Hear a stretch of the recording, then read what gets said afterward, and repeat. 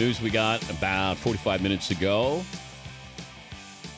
NFL Players Association sources saying if Tom Brady's appeal results in suspension for any games, they're going to challenge this in federal court. Start there with Rich Eisen from the NFL Network. What do you think of the strategy, Rich? Hey, DP, how are you? Hi, buddy. I'm not surprised if that's the case, but I don't know if that's the way Tom Brady is going to approach it. Look, I said it to you before on this show, on mine as well, that this, for the Players Association, has always been about challenging the authority of the commissioner to appoint himself the arbiter in cases that the NFL has already handed down a punishment. It's something that was a collectively bargained right, as agreed to by both sides. And the minute it happened, players had a big-time problem with it.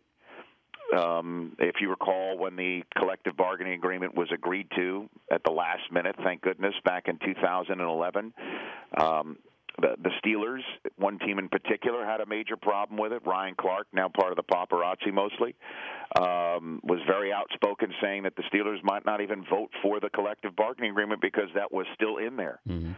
So to have the face of the winningest franchise of the last quarter century, and maybe even the face of the NFL, you could make a case that Brady is at the center of a case that's about air, with a science at the heart of it that is very doubtful. I would say you could poke holes in it, but that's obviously a poor choice of words here. This is a case that the Players Association believes could truly be used at a federal level to go ahead and get changed what they couldn't do in the collective bargaining process. Now the question is Brady ready to be the tip of that spear? Is he willing to do that? I don't know. And so it's not surprising. This could be, again, I don't know. I'm not privy to the conversations that Brady's had with his people or even with his family. But this could be his shot across the bow to Brady as much as anybody else to say, look, if this comes down and your suspension is reduced by 2 games, don't think about accepting it. Let's go ahead and go to federal court and do this thing. He may not want to do that. I don't know what's going to happen. Yeah, and it's about Brady. Now, granted, it might be about a bigger picture with the Players Association and reducing the commissioner's power. But also, if you're Brady and they say, we'll cut it in half, we'll slice and dice and give you a 2-game suspension, does he do that for the betterment of his team? Or is he selfish to say, I don't want any games? None. And that's why I'm taking it to federal court. Well, I mean, it's not selfish if he didn't do it. So, I mean, why should he take any games if he didn't do it? And on top of it, I mean, his team is still involved in this thing, because if his suspension is cut by half because he's, either cooperated in a way that the commissioner feels removes from the table the notion that Ted Wells put in big bright letters in his report that Brady didn't cooperate fully, and if that's removed from the table, or he throws the Wells report science out the door and says to Tom, you still didn't cooperate, but I can't rely on the report we spent $5 million on fully, then why can't Bob Kraft raise his hand and say, let's talk about the fines that I agreed to. Do I get a half of my draft pick you've taken away from me back? I mean, so what do we do on that front? I mean, how does the commissioner go ahead and change all of that? I don't know how that happens.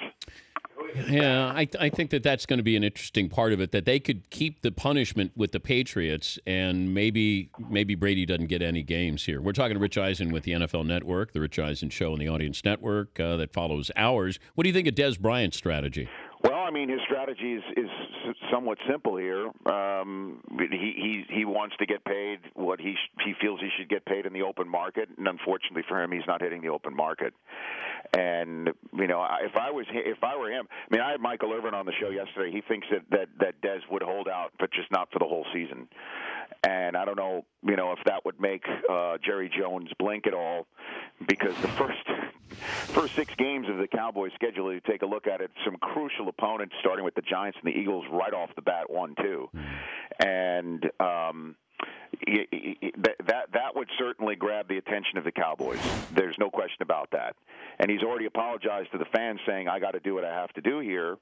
And, it makes sense that he wants to get paid like Calvin Johnson because he's as good as him, and he means as much to his team as he does Calvin Johnson.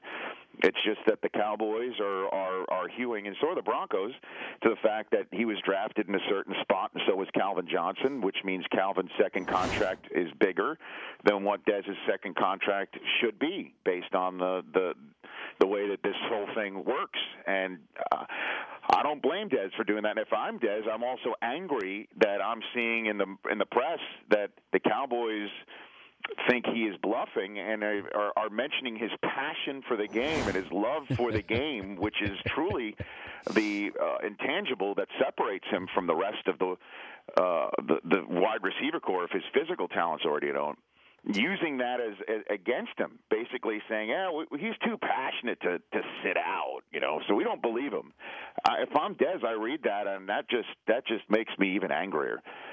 So by 4 o'clock this afternoon, the Cowboys probably will put on the table a contract that is a little bit more for the first 2 years of the contract than the number would be if he was franchised for the next 2 years. So give him a little something in the first couple of years, and then back end it in a way that will probably be not satisfying to him, and he's going to have to look at this piece of paper and say, is this better than me going into a holdout, missing games, and trying to negotiate, because this is the best case scenario for him, to be franchise tagged in a manner that allows the Cowboys to not franchise tag him next year to reach the open market that he wants right now. That's, I think, his best scenario right now. It's the greatest night in sports, by the way, the ESPYs. Is that tonight, Dan? Because yes. For the 13th consecutive year, I went to my mailbox and didn't find anything in it from the worldwide leader in sports. Do you know, Scott Van Pelt told me last hour he's never been invited to the ESPYs. Well, he's probably covering the British Open every single week. Not every year. He's not? Ever since he came to the worldwide league, he came from. But I don't think Channel. I don't think it always syncs up with the ESPYs. I think it does, doesn't it? It's always the third week of. It's always the week of the baseball All-Star game. I don't know. I think look, Scott Van Pelt. If he wanted to go to the ESPYs, he could go to the ESPYs. But he hasn't been asked. So do you ask to go to the ESPYs? Well, what about? Do you remember back in the day? I mean, you were. I know Stuart and I took over the spot that you and Keith had. As you guys referred to it, the old angry man Muppets in the balcony. Yeah. In the pre-ESPY show. You did that, and then you'd had enough of that, and then they asked me and Stuart to do it. And then we did it. Painful. We did that. Do you have a favorite ESPY moment? Oh, gosh, yeah. Watching Ken Griffey Jr. storm out of the front row because Larry Walker won Baseball Player of the Year, and then watching an ESPN executive chase after him, Stewart chase after the executive, and then Harold Reynolds chase after Stewart.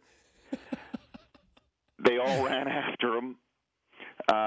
He was, I think that was the year Will Ferrell came out as Harry Carey, and told him he wasn't as good as his dad, so he was pissed off to begin with there. And then he made fun of John Elway's teeth. Yeah, and then at any rate, 10 minutes later, Griffey Jr. returns to the front row and then wins Player of the Athlete of the Year award that he split with his good buddy Tiger Woods. That was that. And then the post-ESPY awards, an ESPN executive told me that the Will Ferrell Harry Carey bit was kiboshed by management in rehearsal, but Will did it anyway, and he will never be invited back to a future ESPYs, which I believe he has been every single year. I don't think they realized that Will Ferrell was going to be Will Ferrell, and that's why we'll show him. He will not be invited back. Wait. That's the same Will Ferrell? I remember that was at the cigar bar. At the top of Fifth Avenue. It was at Grand Havana, was where the post ESPY Awards event was, and I met Will Ferrell at that, and he had no idea that he had pissed everybody off. He was just happy, like he was thrilled to be around and just hanging out. I mean, this is way before he became, the Will Ferrell that we all know and love today. Well, I remember that ESPN had to go back and edit together every single one of Ken Griffey Jr.'s home runs that he ever hit. Oh, that's right. As a make good. There was a lot. Oh, as a make good, he wanted every single home run that he'd ever hit. And he wanted to be able to give that to us. Before this was the ESPYs on ABC, Dan, we know where some of these bodies are buried. Well, I was talking about when Bill Murray and I are walking out on stage to give out an award to Michael Jordan, and Billy's not back there. And I'm ready, like they're ready to announce, and they're going to open a curtain. I'm walking out, and Bill shows up with a hat on that Lewis and Clark may have used, and he grabbed my hand, and we held hands walking out. And I went, "Oh my God!" And then we got backstage, and he said, "What? You think that I wasn't going to show up?" And I went, "I had no idea, Bill. That's right. I had no idea, Bill." That's right. I'm sure the rest of everybody else didn't either. Who's on the show today? Rob Gronkowski in studio. Nice. Got Gronk in studio. He's got a book. Brett Favre will be on the program. He's going into the Packers Hall of Fame this weekend. Rich Lerner from the Golf Channel from across the pond, as we're mandated to say, as American sportscasters and anything over in the UK. And Terrell Owens is going to be on the red carpet of the ESPYs tonight as the official Rich Eisen show correspondent. So I'm sending T.O. to the red carpet tonight. That's my way of still participating in the ESPYs, Dan. Well done. Thank you, DP. Well done. All right, have fun, as always. Will Gronk have his shirt off by the end of the segment? If I am fortunate, yes. What if he said, "You take yours off, I'll take mine off"? Then we stop tape, Dan. That's when we stop tape. Because, well, actually, T.O., when he was on the show about 3 weeks ago, he came in and he's got a new clothing line. And it was a zip-up, polka-dotted, sleeveless hoodie sweatshirt. And I asked to put it on, and he said, sure, took it off. He had nothing on underneath. So he was topless on the program. And he could give you at least 30 snaps right now. Oh, I believe that. Yes. He does too, by the way. Oh, I know that. Absolutely. All right. Well, have fun. All right, DP. Thanks. That's Rich Eisen. Rich Eisen Show coming up at noon Eastern, 9 Pacific on Audience Channel 239 DirecTV.